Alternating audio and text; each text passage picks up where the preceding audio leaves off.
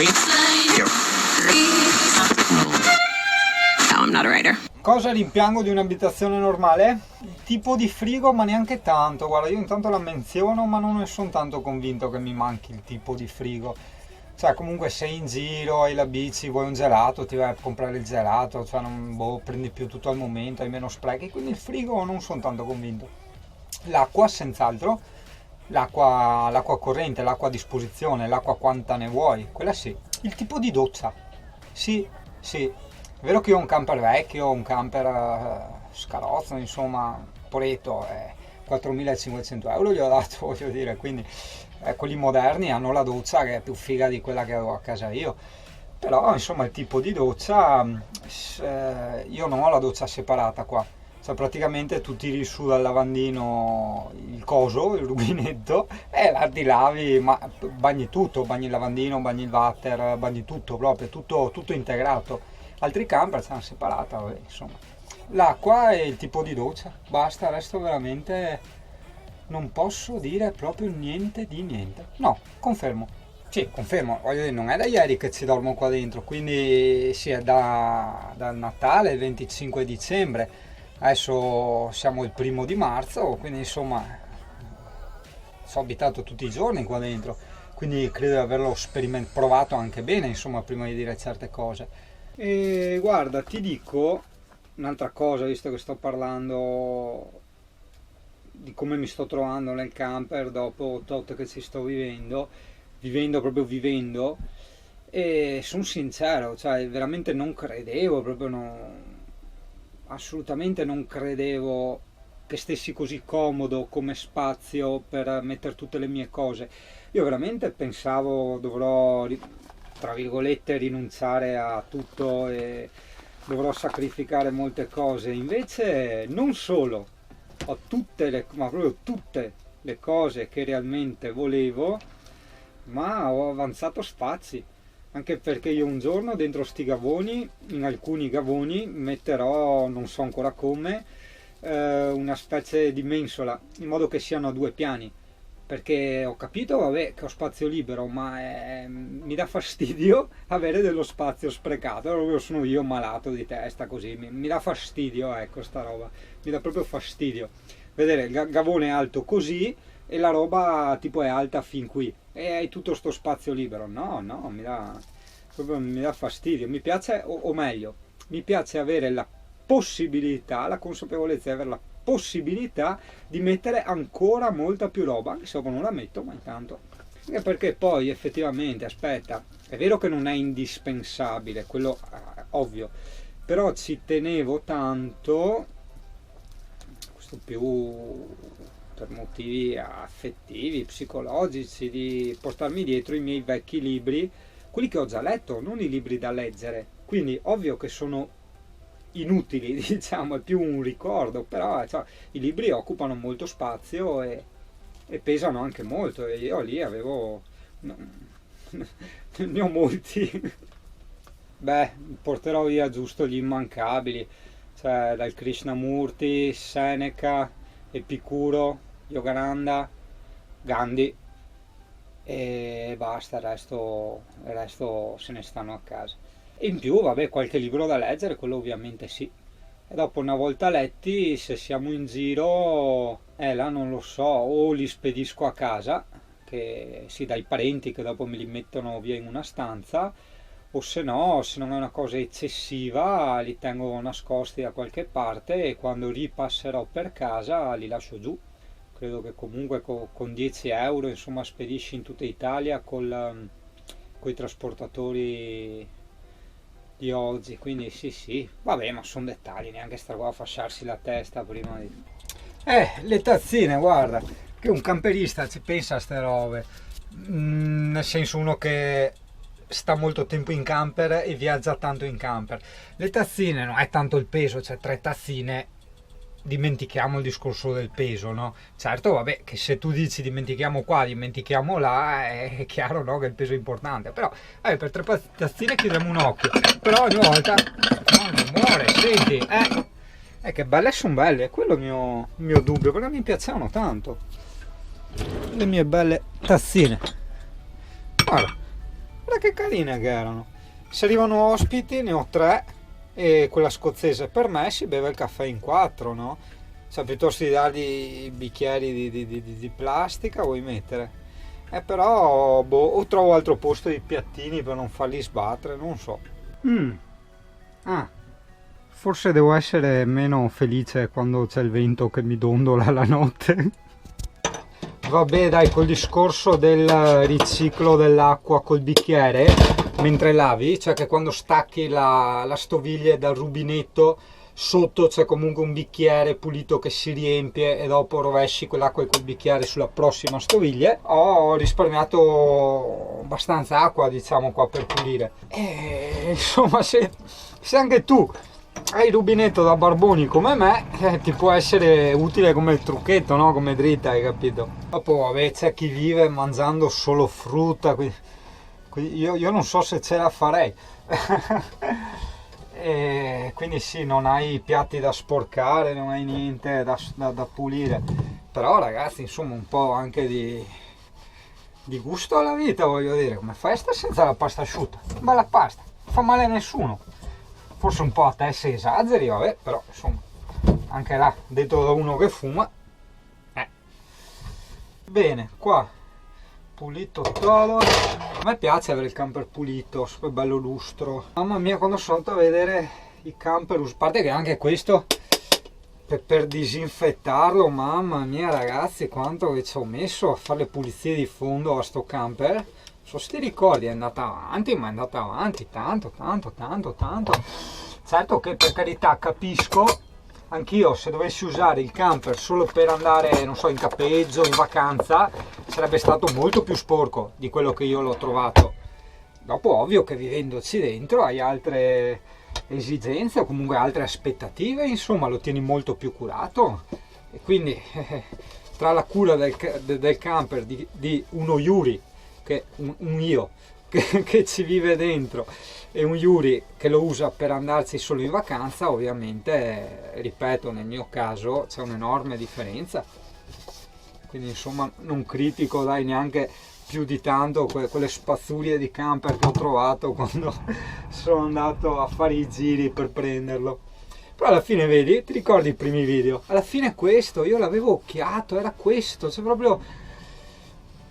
Mi ricordo, adesso non vorrei farti discorsi strani, ma quando entravo negli altri camper provavo quella specie di senso di disagio, tipo quando, non so, vai in un appartamento che non ti piace e sai che lì dovresti viverci, cioè ti senti un po', ma anche no.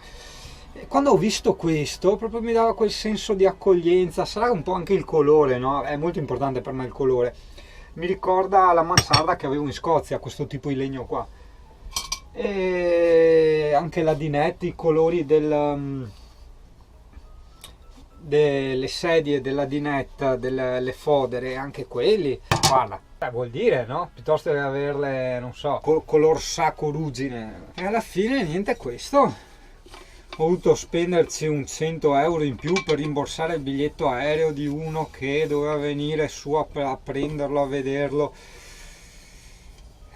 Non mi è andata proprio giù, è un po' una mezza truffa, però insomma dicevo, vabbè, diciamo non è tanto il camper, perché ti dico 4.500 per questo camper, il prezzo è proprio giusto, non è né alto ma non è neanche basso, cioè per un Ducato del 91 con i chilometri che ha non è affatto basso, è giusto, punto e stop. Però la disposizione degli interni, che io adoro veramente, ne scopro una giorno dopo giorno, e il colore, ho detto no, questo è stato. È bello perché la parte bagno ce l'hai dietro il sedile guidatore, quindi anche là effettivamente posso prenderci qualcosa, non ci avevo mai fatto caso. E l'armadio con i vestiti sopra la stufa, un'altra robetta che a me piace. La mansarda, vedevo tanti camper non hanno l'oblò nella mansarda, c'è proprio zero oblò. Io ne ho 2, uno bello grande proprio a livello faccia, diciamo, quindi quando ti svegli hai il panorama, e uno nei piedi, che anche i piedi guardano il panorama, no? E il finestrone bello grande, la dinette che è spaziosissima, è veramente comoda. Ci abbiamo mangiato in 6 una volta, fantastico. E poi soprattutto la roba qua, adesso vabbè, c'è casino, sto finendo di pulire, però qua lascia perdere che quando non lo usi qua chiudi, quindi è spazio. Non tutti i camper hanno il tavolo che si chiude sopra il fornello. In più, comunque, anche quando lo stai usando, io ho tutto sto ripiano qua fino alla fine, cioè è fenomenale. E per tutte queste piccole cose mi sono innamorato di sto camper, no? Perché, ripeto, appunto, la differenza sostanziale è nel fatto che ci devo vivere dentro. Se dovevo andarci in campeggio, beh, là ho sempre detto, il furgone, un camper mai e poi mai aver preso un camper io, per come sono fatto. Non vuol dire che il furgone è meglio del camper, attenzione, quando io parlo bisogna sempre tenere in conto la soggettività delle cose, ossia io penso così per me, non per tutti, per te, no? E quindi ti dicevo, io avevo sta fissa del Ducato, il Ducato modello, cos'è? Quello che girava negli anni 2014-2015 per capirci, non proprio l'ultimo che sembra un Audi, per carità, quello è stupendo, è più bello ancora, ma volevo quello lì, tetto basso, passo corto. Io quella volta avevo più animali, avevo una moto da cross, sempre la passione un po' per la bicicletta e quelle cose lì, allora avevo detto me lo tengo come il Persone, avevo visto, non il Ducato quello da lavoro, Ducato Persone, il modello base, perché il modello base non aveva la moquette, aveva la plastica dura, e adesso ti spiego perché sta scelta, e non aveva il rialzamento del climatizzatore dietro, quindi era tutto piatto, plastica dura appunto impermeabile sotto, e le sedie da barboni, tipo quelle degli autobus di una volta, no? Che per toglierle, cioè 2 viti, le toglievi via tutte. Io volevo comunque togliere tutte le sedie e montare la moto da cross, gli animali, la pecora, il maiale, tutti quanti. Se dovevo andare in giro mi sarei messo tipo una specie di telone fatto apposta, sagomato in plastica, una cosa del genere. Avrei tolto quello e avrei messo una moquette sagomata anche quella sopra, un divano, un tavolino, e diventava un camperino, no? Anche perché insomma ve l'ho provato, si anda anche in montagna, tutt'altro motore, poi le dimensioni e tutto quanto, è un po', non dico una macchina, però insomma tra un camper e un bel Ducato così, tetto basso, passo corto, però insomma per viverci no, cioè come sì, ce l'avrei fatta, però quello sì, per chi non è predisposto tipo me, sarebbe stato abbastanza difficile. Io sono abbastanza selvaggio, dormo in tenda e tutto, ma dopo un tot di giorni ho bisogno comunque di avere le mie cose, non solo i miei spazi ma le mie cose. Qua in camper sono riuscito a trovare il giusto compromesso, che ho tutte le mie cose, veramente. Non lo vorrei effettivamente neanche un metro più corto, perché comunque hai bisogno anche psicologicamente di certi spazi vuoti soprattutto, e non lo vorrei più lungo perché mi basta, è perfetto. Non dico mi basta e avanza, no, mi basta, è proprio una cosa indescrivibile. Comunque aggiornamento, sai che ti dicevo nei primissimi video che secondo me, per come guidavo io, il camper non consumava una cippa. Sto gran per di scatole, porca miseria. No, consuma come una uia. Sì, vabbè, farà quei 10 con un litro, però teniamo conto che io sono abituato con una Smart. La Smart, ho fatto la prova su 4 ruote e su Rai 3 quella volta, quindi 1000 km, la Smart fa di media 30 con un litro, cioè buttala via, povera. E quindi abituato a 30 con un litro, ritrovarmi a 10, è chiaro che dici ma quanto consuma sta roba? C'è un 1900 turbo diesel, non lo tiro mai, anzi ho una guida credo per gli altri molto odiosa, per me molto rilassante, veramente non tiro le marce, lo faccio proprio salire come posso dire, che va su naturalmente, cioè non lo sforzo, capisci? A parte magari qualche salita, vabbè, ma per strada normale, quando faccio le partenze, prima dolcissima, seconda dolcissima, gente dietro incazzatissima. Sì, quello che tendo a evitare, vabbè, quando ho dietro i camion, ciaporetti, lì non possono sorpassarmi. Le macchine, avete le macchine a 100-200 cavalli e sorpassate, non mai proibito a nessuno di sorpassare. Però i camion no, quelli no, mi fanno sentire in colpa, quindi se ho camion dietro accelero, chiaramente. Questo perché non è tanto un discorso di consumi, è proprio un discorso che non voglio dezippare nel nostro dialetto significa tipo trattare male, no? Il camper, cioè mi viene un po', mi piange il cuore sentirlo tirare, cambiare le marce così, cioè lo voglio sentire sempre dolce, lineare, anche come cantava Battisti, evitando le buche più dure. Io quando prendo le buche più dure è un colpo al cuore, dai, non puoi, povero camperino, poi senti anche tutta la roba che sbatte, per quanto organizzi bene è sempre un concerto di piatti che sbattono, di roba che si muove, si sposta, e io ste robe non mi fanno soffrire. Una cortesia, se sei in questo caso un automobilista e non un camperista, quando vedi un camper in salita non fermarlo, non tagliargli la strada, perché ai camper, cioè quelli scarrozzi come il mio, è un'impresa poi ripartire in salita. Tieni conto che magari sono anche pieni di robe, hanno il pieno di gasolio, hanno il pieno di acqua. A me una volta un vigile mi ha fermato che sì, per far passare un'altra macchina che non serviva, poteva farmi passare me, in una salita che si accelerava un po' mi si incappotava il camper dall'altra parte, cioè no, dai, no sto robe, Nino, dai. Accensione computer, questa forse ti manca. Senza il forse, allora come funziona? Io adesso qua sotto avevo il monitor incastrato lì e me lo metto qui, quindi per cui poi io ho le casse dietro al computer, vabbè, quindi intanto le ho separate perché prima era tutto fascettato, andavo male, quindi adesso abbiamo mouse e cavi per il monitor, magari se lo metto in quello giusto vado meglio, ecco là, qua una prolunga USB e un cavo USB, la tastiera è qui, eccoci qua, e le casse che sono nascoste dietro al computer. Vieni fuori, eccoti qua, 1 e 2, salute, grazie, prego. E poi c'ho, giustamente, questo era caduto, ma questo di solito lo metto qua, ripetitore wifi nel caso, e voilà niente, che qua c'ho la prolunga, fino a quando non è pronto l'impianto.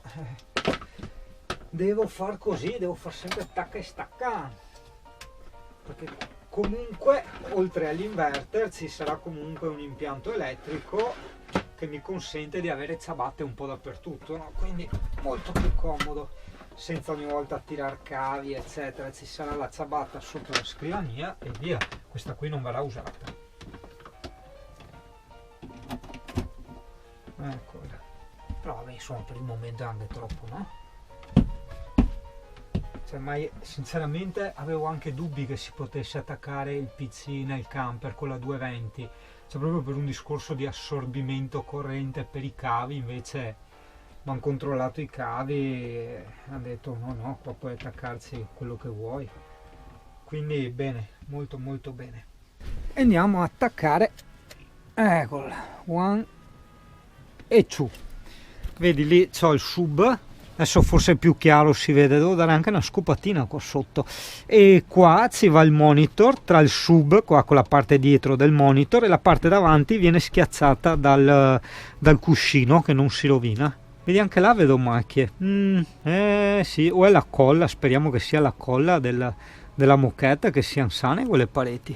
Tocca ferro, Ti ho annoiato? No dai, anche perché sai che se un giorno ti viene il pallino anche a te di prenderti il camper ti ricorderai di queste cose, no? hai capito? Oppure ti viene il pallino, dici voglio trasferirmi, e allora sai, hai tutte le esperienze, le testimonianze di chi per una vita, la maggior parte dei suoi anni li ha vissuti in una casa anche abbastanza grande, ha avuto tante cose intendo, tanti oggetti, tanti vestiti, tante cose, e adesso insomma tra virgolette ritrova, c'è stata una decisione veramente ben voluta di stare in camper e questi sono i risultati, per me ottimi. Dopo sai, dipende sempre da carattere a carattere, credo probabilmente c'è anche il momento, no? Magari forse 5 anni fa avrei detto ma figurati se rinuncio alla mia doccia, al mio impianto stereo mentre lavo i piatti, e tutte quelle, alla lavastoviglie e tutte quelle cose lì, insomma. Invece adesso guarda, anche troppo.